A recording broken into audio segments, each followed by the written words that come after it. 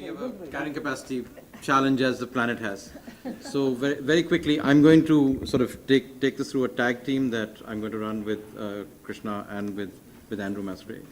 But first, I'm both an insider and an outsider in this process. So I'll start with, I'm an insider because from 2013 onwards to 15, I helped negotiate SDGs 11, 8, and 9. And I'll link that to what I'm going to say just now. And then many of us in this room, especially with the lead from ISDR, were involved in not only the global assessment of risk for the last 10 years, but also in helping defining the Sendai process. And finally, where I'm an outsider in some senses, I'm also, I guess, a climate scientist. I'm one of the lead authors that led the 1.5 report, which is kind of defining a lot of this process. So we're going to very quickly run through, and I think the conversation here is very interesting, for me at least. The important thing that's happened is there's been a big step up from last year to this year.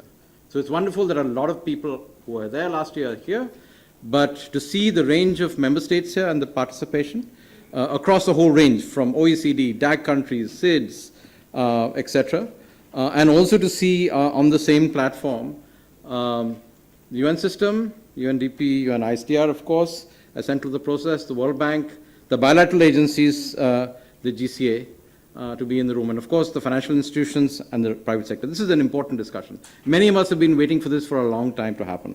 But very quickly, what's the rationale for the process? I guess the most important rationale is the world is changing dramatically, especially around the challenges of urbanization. This is the imperative, I think.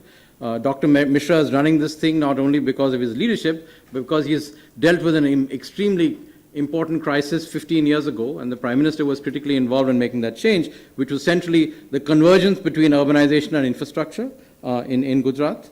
So the coupling of structural vulnerability and the interdependence of systems, like we saw in what happened in Fukushima as an extreme case, and of course the damage that we've seen, especially if you look at losses in OECD countries, what happened in the United States and many other places on infrastructures is a critical question. So it's not only a question of the insurance industry, it's also the impact on lives and global supply chains. If you look at what happened in Bangkok, for example. Climate, of course, has been the hidden sort of elephant in the room, and many people here have talked about the known unknowns. I'll just sort of outline for you in maybe a minute or so why it's absolutely critical. And this is from the work that we've written, the report that was released in October last year. There are 4 big transitions that are absolutely essential for us to be able to avoid the overshoot over 1.5 degrees. I've written this, and we've spoken across the world on this. One, of course, is the energy industrial transition. We know that. That's a mitigation story. That's absolutely critical. But the 2 new things that the 1.5 brought out very clearly was, the first thing is the ecosystems transition, and there's been some discussion here about nature-based solutions, but for countries, especially in the global south, this is absolutely critical for us, whether it deals with forestry, food security, water, etc. But the pivotal element for us is really the infrastructure and urban transition. And especially in Asia and Africa and to some extent Latin America, as we are urbanizing, we have a tremendous opportunity just now to actually tunnel through. We do not have to make the same mistakes that have been made in other parts of the world, and that is a great opportunity to be able to invest quickly and try and basically make sure that we don't have significant losses. So the future climate risk question is a very critical question, and I think bringing it together may be an interesting thing. We've heard this from a number of people on the dais and otherwise. The interesting thing here is that we have, in a sense, a typology of different kinds of institutions. For me, as a climate scientist, as somebody who works on sustainable development, to see countries which are at $40,000, $50,000 per capita, and those at 2,000 actually sharing some similar experiences speaks to a critical imperative for us of addressing infrastructure gaps, including in OECD countries where there's serious infrastructure questions, and ensuring resilient development in things that we have to build, things that have to be retrofitted, and things that actually have to be changed around because of emergent risk. And of course, the global momentum around this agenda that I dealt with. So we have a new, unique opportunity. But just to pick up from our colleague from UNDP who said this today, the implication of bringing this all together is to tag on to one of the core things that we do not talk about in the 2030 development agenda. It talks about all of these wonderful things, but it also makes a commitment, 3 commitments. First, to leave no one behind. In the risk and vulnerability space, This is one of the most critical and difficult things to do. We know that from a country like India, where poverty is endemic and extreme poverty exists. The second thing is to leave no place behind, which means we have to deal with spatial justice. And the final thing is to leave no ecosystem behind, which is critical, especially for countries that are facing a whole range of ecological and environmental crises, including the SIDS landlocked countries, areas that we belong to. So that is the implication in some senses that we have to look at. It's not only a top-down thing, it is really responding to where the risks really are. And there are a whole range of places that we can actually deal with this, including obviously the ongoing discussion that's happened since Addis on funding, on financing for development. The G20 summit, some of us were there, have made a strong commitment to actually dealing with quality infrastructure. And I think, as India and Japan and other countries lead with this, is going to be quite important. And in HLPF this year, we're expecting to see some interest on this. The fundamental operational challenge actually is a challenge of implementation. We've known about this for a long time. In the global assessment of risk, UNICEF has dealt with this now for over a decade. The challenge is for implementation, and implementation cannot happen unless localization happens. In fact, I think that's the operational challenge that we face. How do we link local action with support at the national and regional level so that there's a continuity of process? Because without that, risk transfer, risk reduction is not going to actually happen. And this is a challenge that we talked about. We just heard it on the panel just now about the fragmentation of institutional processes. And then, of course, the big question, financial sector engagement with DRI is quite important. In the discussion on the SDG's Climate Summit, we've been involved in that process. One of the critical questions that I've been stressing again and again, the Climate Summit is not only about heads of state, that's absolutely central. It's also about finance ministers who will make the public finance commitment, but it's also critically involved with regulators from central banks and markets. We cannot make the turnaround unless market processes are able to connect this process. Why is that important? Because we're trying to connect up three agendas. The core agenda across the world is fundamentally about employment and livelihoods. Infrastructure is a key enabler and also a key risk pretty much across the world as far as that's concerned. And cities and balanced rural development are very critical enablers for that to happen. So financial sector engagement is critical. I'm really glad that we've opened up this dialogue. The outcome document, given that it's a multilateral frame, it has to be a little open, because there are different positions that we're coming from. So that's the rationale. I guess we know it. I'm just trying to highlight a few questions. So what is potentially the vision and the mission? In some senses, the critical thing that we're trying to do here is to build a knowledge platform that connects local knowledge to global processes. Because large-scale infrastructure is about moving large amounts of capital, knowledge, technology from different parts of the world to try and apply it to various places. If we don't build the local to regional to global linkages, the final implementation, whether it's on the disaster risk side, extreme climate events question, is, at least in my experience, having done this for 25, 30 years, is not going to happen. So that's the big challenge for us, the delivery on that side, and the knowledge and the sharing that we've seen in this platform, and otherwise I think is going to be very important. In this, we have to look at the entire stream of processes. So like I said earlier, focus on implementation and localization. Eventually, when you're putting a bridge in place, an airport system, or a port, or even dealing with social infrastructure, it's about local implementation. And then the entire cycle from design, development, maintenance, operation, and governance. We often forget that each of these elements are critical. You can build a wonderful infrastructure, but then if you don't spend money on operations and maintenance, resilience falls apart, and then you find the life cycle costs are much higher than it should be. We've said already, alignment to the 2030 agenda, and accelerated action on climate and Sendai. We have less than 4,000 days to make this happen, till 2030. We have 4,000 days to make this happen. So if you look at the number of places in the world that you've got to do this, you've got to literally do one place a day to make this happen, in all our countries and many other countries that are not in this place. So the call to action is critical. At least I can tell you very clearly from the climate side, if we do not do it by 2030, there will be an overshoot, and if there's an overshoot, God help us all. Because especially from the poor countries, the adaptation costs and the impacts are going to be very, very severe. The only way to do this that we currently know is actually an inclusive multi-stakeholder dialogue. And I think this platform has been very interesting over last year and this year. And what is it about? It's about knowledge, because that's what we can share without having questions about technology transfer and IPR and stuff like that. Innovation, because that's happening in places across the world in each of our countries.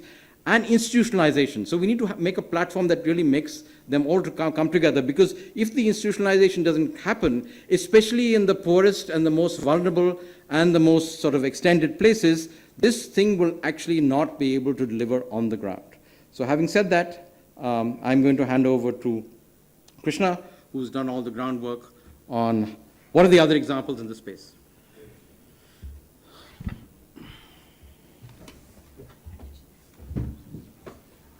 So we have been discussing the key functions and structure of the Cdri. I think it's important to learn from other initiatives which are successful and which are making an impact. There are a lot of platforms which keep rising, but it's very important that they make an impact. They have a long life and they have a wider membership. So in order to develop an appropriate design, a comparative study was undertaken.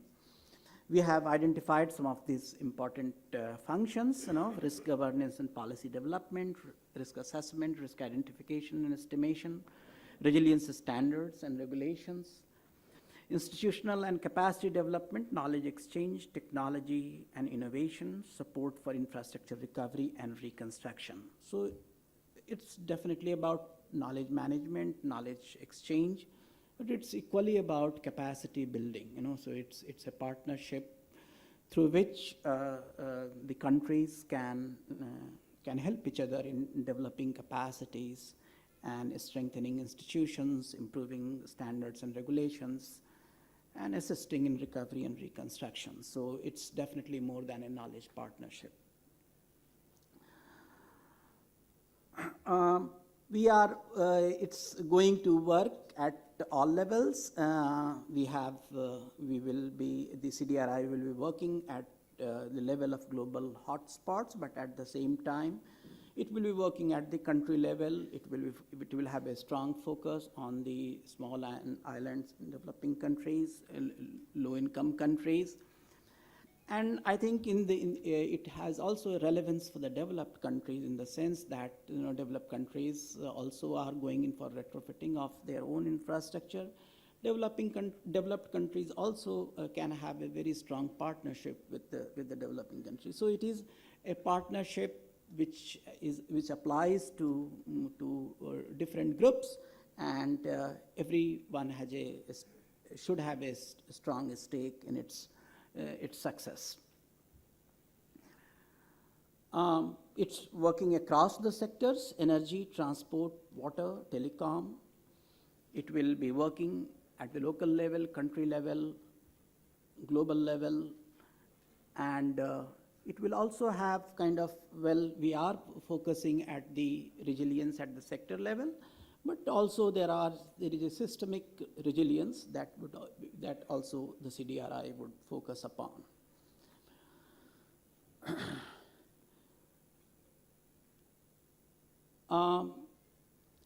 So here we looked at, so far as the design is concerned, we looked at the 4 different aspects. One is the membership structure, one is the core secretariat, and there is a leadership mechanism so that it has a strong sense of functionality, accountability, and efficiency. And then it should be financially viable, so there should be a viable financial mechanism supporting it. And to look at and look at these different aspects, we looked at the other successful initiatives, and that is what the next slide is. We looked at 4 major initiatives, important initiatives. Some of them are here: GFDRR, Insurance Development Forum, CEPI, that is the Coalition for Epidemic Preparedness Initiative, and International Solar Alliance, which is of course led by India. So we looked at the membership, secretariat, and governance. GFDRR. Correct me if I I'm wrong. Countries and institutions, members and observers. There are two categories: members and observers, and depending upon the contributions, we have the category is applied. So far as IDF is concerned, it's open to all the industry partners, SAPI, again, countries and organizations. So all of them are quite inclusive, in their membership structure. So far as IS is concerned, it has a treaty-based membership. The countries are members, and there are partner organizations which are supporting the ISA. So far as the secretariat is concerned, GFDRR, of course, is situated in the World Bank. There is a large technical team which also, provides the technical support, but at the same time acts as a secretariat. IDF, there is a focal group which supports its steering and operating committee working groups. So, there are a number of groups which are being supported through the secretariat. So it looks very kind of super active secretariat. SAPI, again, it has it's located in 3 places: London, Washington DC, and Oslo. Again, a very dynamic secretariat which supports the boards, investors, partners, and scientific advisory committee. ISA, right now it has a small interim secretariat which is headed by Director General nominated by the Government of India. So that's the secretariat. So far as the governance, broader governance is concerned, GFDRR has a single tier, consultative group as the primary decision-making body, and this consultative group meets quite often. IDF is a multi-tier agency, a high-level steering group of leaders, implementation by operating committee and working group of experts. SAPI, again, is a multi-tier with board. There is a board with sector-specific members, investors council, scientific committee, advisory committee, and joint coordination group. ISA is a 2-tier agency, secretariat and assembly, and members are voting on the key decisions, and they extend the budget approvals.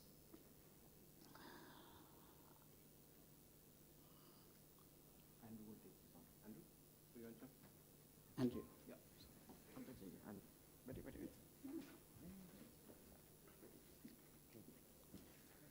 So we haven't covered in here the governance structure, because this is something we feel that will have to be developed over the next 6 months. So what we're presenting here is really just, I would say, a conceptual model rather than a structural model or an organigram of what the CDRI could look like. But clearly it would have the member countries in the center, which can include, this all has to be worked out in terms of governance, national, regional, and city governments. Clearly a key role for planning, finance, and public works ministries, public and private partnerships, infrastructure concessions, etc., in the different sectors. And then there would be sort of 2 interfaces.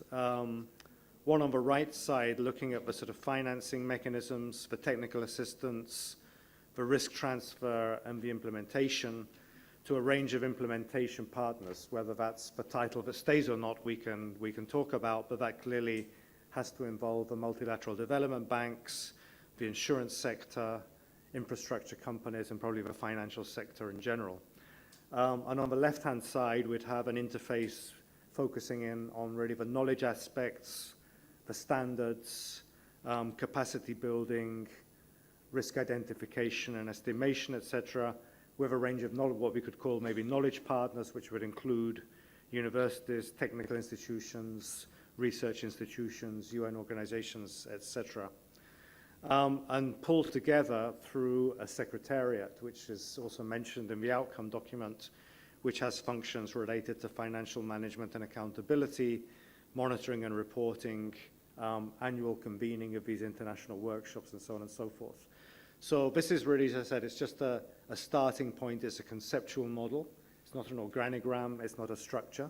But it's something, I think, which can help to orient our discussions over the next 6 months as we really work out the governance arrangements for the consortium.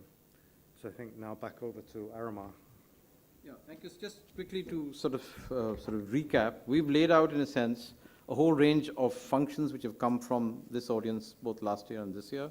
I think there's one thing that's missing that we may want to consider, which is precisely the demand side. If you do not have behavior change, if you do not have community-based adaptation, in effect, this thing will never go to scale. So I think that was something that was probably needs to be highlighted. It was not in the outline that's there. We've also tried to lay out that this is going to be a multi-level engagement from the local through the national, through regionally. And then, because there is such a diverse set of interests in the room, from SIDS and landlocked countries at one end, to other countries that have significant hotspots or are hotspots for themselves, to countries that are developing very rapidly and building large-scale infrastructure that we're seeing in Asia and some parts of Africa, to OECD countries which actually have their own infrastructure challenges of a different kind. So we really have to cluster them differently, and I imagine this would work out in different clusters. So it's, and then given that, you have 3 sets of institutions, obviously led by member states, by national governments, and within that, the sort of settlement of what kind of infrastructure ministries would be playing itself out, knowledge partners at one end, and other partners to help implementation and financing. The critical question for us, of course, is that this will not fly unless we get resources on the table. In terms of financing, the Government of India has provided initial seed funding for the first 3 years, but the key question is beyond that. If this has got the ambition of doing what it wants to do, to integrate and bring together inputs and partnerships with other kind of platforms, long-term cash flow and an endowment is necessary for sustainability. This is I guess, bottom line question as far as we're concerned. Our initial guesstimates, these are very rough, and this obviously has to be done in consultation with all the members in the room, is the minimum in some senses, is somewhere between 50 to 200 million over the next 3 to 4 years. And just to put it into context, the Paris Climate Agreement made a commitment to 100 billion. When we laid out the 1.5 report, we said that's hugely underinvested by a factor of about 6 to 8. So we're talking about, on that side, 600 to 800 billion dollars a year on the mitigation infrastructure. We do not have investments on the adaptation side, and I'm hoping the Global Commission is going to give us some numbers on that before the climate summit. So this is a relatively small amount of money to leverage and transform and change that kind of resources, but it'll be required, otherwise we're not going to get there. Obviously, once that's in place, as this process builds up and it needs to scale, there will need to be member country contributions over subsequent years, so somebody's got to think about that structure. Obviously, multilateral banks and bilateral agencies, we've heard some very supportive comments today, will be critical to support key regional and functional priorities within their own programs and coordination. Not everything has to come onto this platform, both financially and I guess in kind. I would imagine that the private sector and in the insurance sector is going to be very important in this process, either directly or second order. And in many cases, we've heard of foundations here who are focusing on resilience to be able to support key functional priorities. So in some senses, you have to have a menu which people can then pick from depending on their priorities, both from the funding or the knowledge or the implementation side to put it together. And in that sense, the secretariat is going to be pretty important. And separately from that, obviously, it's a good thing to help implement and support processes. There will be emergency events that happen across the world at any given point of time. So if you're able to support that and deal with them, whether it is the Indian Ocean tsunami of a long time ago or more recent climate-related events, I think that would help build both the coalition and the practice of making this happen. And then, of course, you need to promote innovative financing instruments. This is happening in other spaces, and I think there's a lot of innovation in the room in these processes. So given that, we have a lot of opportunities on hand this year. I don't have the fund bank meeting later in this year, but there's a whole range of different events that are here. I think the obvious highlight is ANGA and the Climate Summit in September. If, like somebody said, if the baby's actually talking and walking, by that time it would be fantastic to actually be able to launch that there. It's a good startup, and then get moving with a whole range of activities, because the political commitments are required, the resource commitments are required. So this is a good time to start, and then, of course, build out over the next 2 or 3 years. So very quickly, what are the possible ways forward? I've tried to make this very simple. These are obvious in some senses. The first thing, I guess, is an in-principle agreement on the CDRI rational vision and mission. By and large, and I'm speaking here as an independent sort of academic researcher and scholar and practitioner, is what I'm hearing in the room is that there's a good deal of interest and support for the process. In fact, people are encouraging us to be much more ambitious than where we are just now. So that's a good sign for implementation, because the key thing in this is going to be implementation. Stuff on paper is not very useful. To make that happen, you need to create a secretariat. I'm imagining that there may be some support for this forthcoming in the short run, in the next whatever. Having done that, you need to confirm a funding cohort of national governments and other partners. So I guess, there are a whole range of national governments in the room. Some of them very clearly laid out what they would like to do. There may be others that would like to join. And of course, the thing is, this is a multi-stakeholder engagement. So building the architecture that allows that contribution and participation from the private sector, the insurance industry, et cetera, is going to be quite important to make this fun. And of course, obviously the financial institutions. There has to be preliminary financial commitments. Without that, this is not going to go off the ground. If that can be done in the next few weeks or months, that's actually brilliant. Then in some senses, we'll be ready to go in September. There needs to be an initiation of an institutional design and financing approaches study. What the three of us have put together very quickly is a series of brainstorms we've been conducting with people in the room and otherwise of how this could be taken forward. Obviously, the design is to be done very consciously and taking into account a whole range of different interests and objectives. This is not a simple thing to do. It is a multi-trillion-dollar agenda. And if it's done sensibly and in a graduated manner, we can actually do a lot together. And of course, this is not the only platform in the world, so looking at partnerships in that space is going to be important. Hopefully, this will get sorted in the next few months, which will then give us a blueprint for later in the year. And then we have to announce the Cdri launch at an appropriate forum. We've heard at least 2 forums, one in September, one in October. There may be others that would present themselves. And then, of course, the thing that I think is almost set in stone at the moment is the announcement of a regular IWRI. I mean, the second time they're doing this with the feeling in the room, I think it's sort of obvious that having the next workshop or conference in some sense is important. And I would say, at least to bring the agenda together, there is a great opportunity to build the first global DRI status report. We really need this. I know from the climate adaptation side, this is absolutely critical. We cannot make a valuation of loss and damage or a whole range of other questions without that. There are a whole range of partners in the room that have the knowledge resources to do it. But within the next year, certainly within the next 24 months, this is something that we have to work towards. So very simply, very sort of pragmatically laid out the next steps as far as this is concerned, so that we can look at how we can make this concrete, make this move forward, and then look at local action, certainly at the national level or even lower than that, within the next 12 to 24 months. That's what I think the opportunity is. So I'll stop there and come on over to you.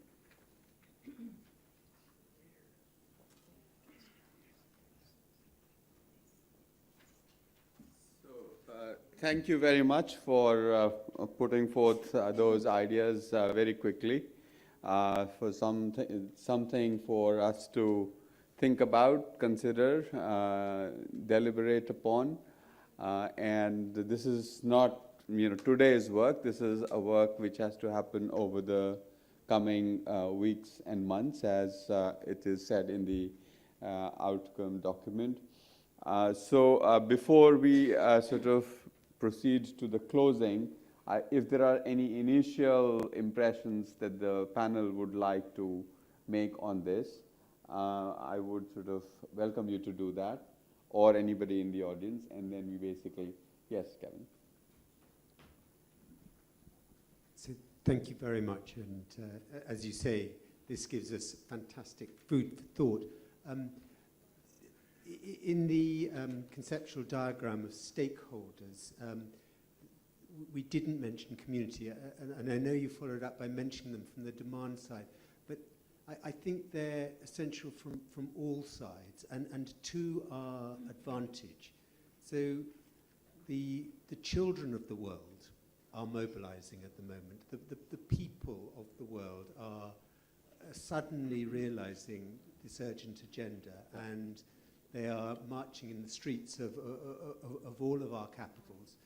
And we want to be their friend. We want to represent their reasonable views. So, and I don't know how we quite harness that, but I do think we should have a really focused look on it over the next couple of weeks. How do we involve them, ally ourselves with them?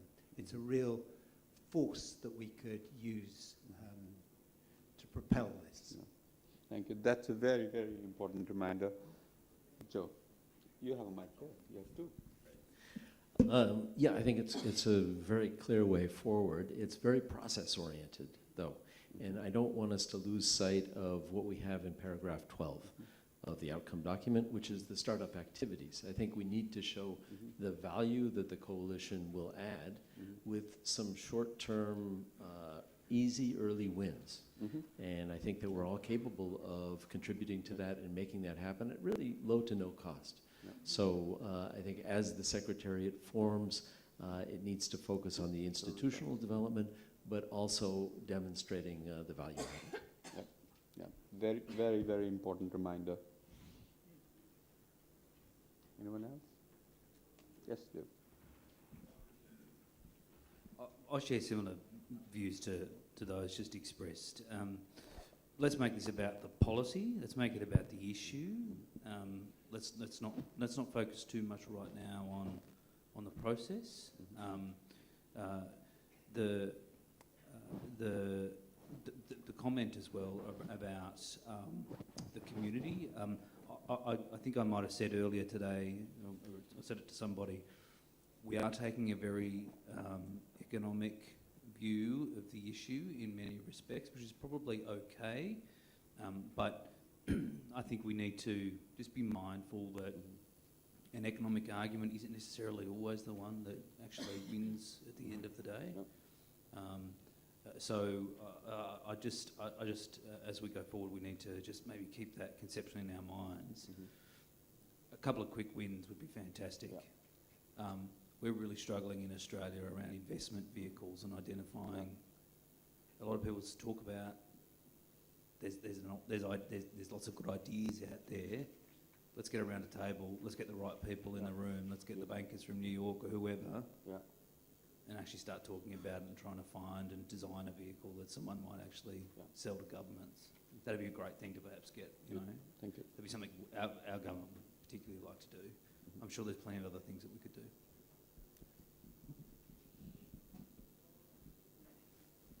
We can't do while the model code of conduct is in force is that we can't make any financial announcements on behalf of the government.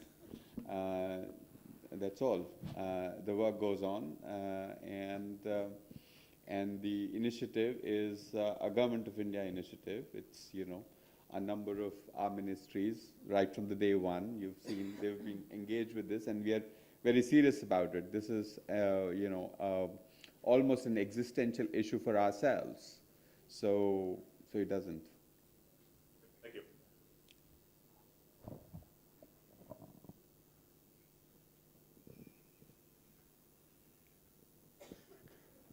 Just one point is housing has been left out. So I don't know whether etc. includes that or etc. doesn't include that. So far, the focus has largely been on physical infrastructure, not so much on social infrastructure. I think if there are no more questions, then I take it that, you know, we go ahead on the basis of the outcome document with some suggestions that were made. You know, some of the key points were like not be too process heavy, focus on easy wins. Don't forget the people as stakeholders. You know, Rita talked about including a paragraph that, you know, infrastructure, resilient infrastructure is ultimately about people.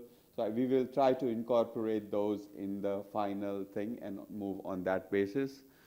With that, I think we are coming to an end of this. I guess my job is to deliver the vote of thanks. But before that, you know, our collaborator here, UNISDR, I would ask Loretta to say a few words before we close. Thank you, Kamal. Thank you very much. I'd maybe just like to start by thanking the colleagues from IIHS, the Risk Nexus Initiative, and UNDP for laying out a shared vision on how to move the coalition forward.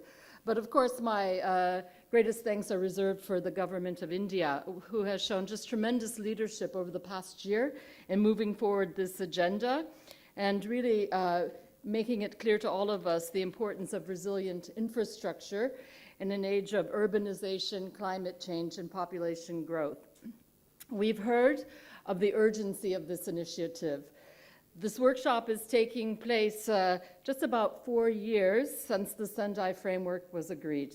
And we know, because we're tracking quite closely implementation of Sendai framework in the region, that progress is not moving fast enough. If we want to achieve the targets of the Sendai framework, we need accelerated action. We need more investment in resilience building. Risk is outpacing resilience building right now, and that means that we really risk not meeting the objectives that we have laid out for ourselves, not only for the Sendai framework, but for the Sustainable Development Goals as well. So over the past few days, we have heard that, of course, we have challenges ahead, but we also have tremendous opportunities. The global data revolution is just one, and the advocacy that we have been carrying out is starting to pay off. There is really more awareness, including in the financing community, of the need to take into account climate and disaster risks in making financing decisions. There is no doubt that there is an appetite to work more closely together, but I also heard that there is a need for this coalition to be lean and action-oriented, focused on deliverables and impact.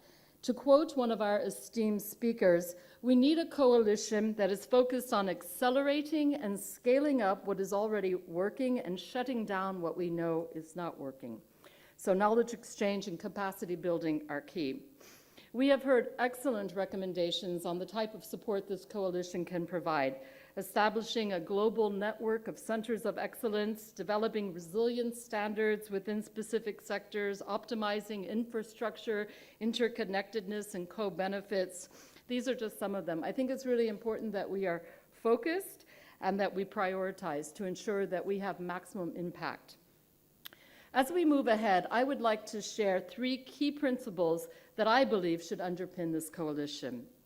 First, I would like to start off with echoing Dr. P.K. Mishra's powerful statement at the beginning of this conference. It is the poor and the most disenfranchised that are most impacted by disasters. All of the actions that we are taking should seek to reduce the risks faced by the most vulnerable. This means we also have to support on making sure that the least developed countries have an opportunity to engage in this coalition and that they are supported to build resilience into their infrastructure planning and execution. And this may mean developing tools or adapting the tools that we have to resource-constrained environments so all can benefit. Secondly, I would echo what colleagues said today, which is really ensuring that our joint actions reach the local level. The localization of DRR, the localization of the Sendai framework is absolutely critical. I mean, it's communities that are on the front lines of disasters, and it's they who need the most support to ensure that they can withstand and prevent the full impact of disasters. And third, I would also like us to recognize that the Target D, as was mentioned, is about the schools, the hospitals, the critical infrastructure. And it's really important for social well-being and long-term development that we keep an eye out on these soft structures, if you will, or social structures and facilities, and social systems such as social protection, and provide the same amount of attention to these as we will do for our most prized high-tech infrastructure projects. Therefore, I would really like to reiterate that the human element is absolutely the most critical element of this initiative to create a coalition for disaster-resilient infrastructure. Now, the best way to demonstrate our collective commitment is to begin the work. And as pointed out, there have been some initiatives that have been agreed upon, and it's really fantastic that we're leaving today with a clear understanding that in a year's time we will be able to share results from this coalition. Our colleague from the Green Climate Fund challenged us to be bold. And on behalf of the United Nations Office for Disaster Risk Reduction, we stand ready to support everyone in this room to take bold steps to embed resilience in infrastructure for the benefit of future generations, and also to provide opportunities to continue the conversations. Therefore, I would like to end by inviting you to the 6th Global Platform for Disaster Risk Reduction and the 4th edition of the World Reconstruction Conference, which is taking place in Geneva this May. Now, these conferences will be an opportunity to further the conversations that took place here and to highlight different aspects of disaster-resilient infrastructure. I'd also like to remind us that in June 2020, Australia will be hosting the Asia-Pacific Ministerial Conference on Disaster Risk Reduction, and resilient infrastructure is one of the key themes that will be addressed there. And finally, I'm happy to announce that the launch of the Next Generation Global Assessment Report, which will take place at the Global Platform, has a focus on a systems approach to risk. And we've heard very much about systems approach as key to understanding and to underlining the elements of resilient infrastructure. So with that, I would like to once again thank the Government of India, but also to thank very much all of the participants over the past 2 days. You shared your expertise, great ideas, and above all, a real commitment to work together to lock in resilience for future generations. Thank you very much. Well, thank you very much. It's my very pleasant task to deliver a vote of thanks. I haven't prepared anything, so I'm sure I will leave out somebody or the other, but I will make an attempt. I think, first of all, I have to thank colleagues who have come from really far and wide, representatives from countries as far as Trinidad and Tobago, Chile and Peru, to Fiji, Australia. You've come long distances to be here. It's, 2.5 days. Some of you were there in the GCA workshop as well. Some of you were there in the Indo-Japan workshop, and the room is still full. So that really shows your commitment. So we are very thankful on behalf of Government of India that you have engaged with us on the issue.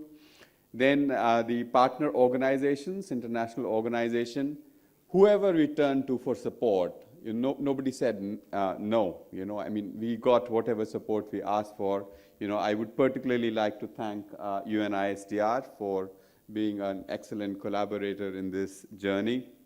Also, UNDP, support from the highest level to this endeavor. Joe, convey this to colleagues in Washington, D.C. We really appreciate, you tell them, okay, can you please curate this session? And, it's all put together. So it's a dream to have partners like you. Global Commission on Adaptation, we began to talk to them pretty late in the day, but we really came together very well. And I think the outcome also is beginning to reflect that, and we make sure that going forward we will link up with that as well. So thank you for academic institutions, Professor Jim Hall and his team for really setting the tone for the workshop in the very beginning. Then a number of our states, I know they're very busy right now, but they came, they engaged with us. The sectors from within India, you heard colleague from the railways, we had the Airport Authority, we had the Central Water Commission, a lot of engagement from the infrastructure sectors, academic institutions, venerable professors from IIT Bombay and other IITs, so excellent engagement from them. Of course, I would be not doing my duty to acknowledge the contribution and leadership of Dr. P.K. Mishra. He is very humble and low-key, but he drives the agenda in a very unassuming fashion with a sense of purpose and focus, which is quite inspiring and encouraging for us, across the board in the Government of India who are working on these issues. Colleagues from Ministry of Home Affairs, really working very closely with us on all aspects. Ministry of External Affairs, our Joint Secretary for Policy and Planning is there. They're watching all of this very intently and guiding us from behind the scenes on how to work with everyone and promote a sort of inclusive approach. Then I have to thank Brigadier Gangwar. He is Joint Secretary. Can you please rise? He is the man who has put together all the arrangements for this. He and his team, they are all, I will not be able to name all of you, but maybe if you can rise, the colleagues from NDMA.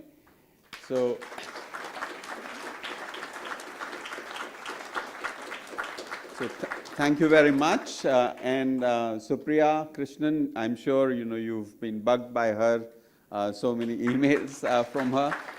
So, and of course the staff of the hotel, they've been very accommodating, and I think it's been a pleasant experience working with them for the last 3 days or so.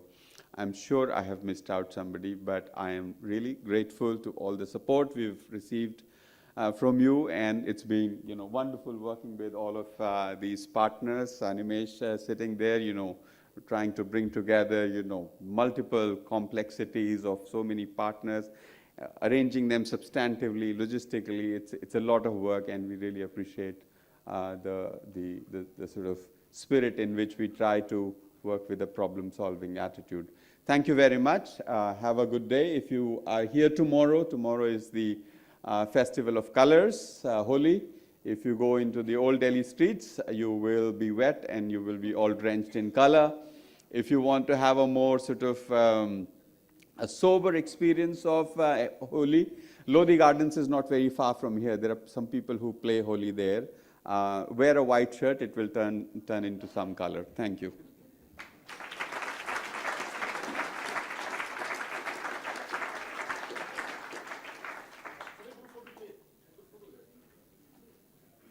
Oh, we'll have a group photo.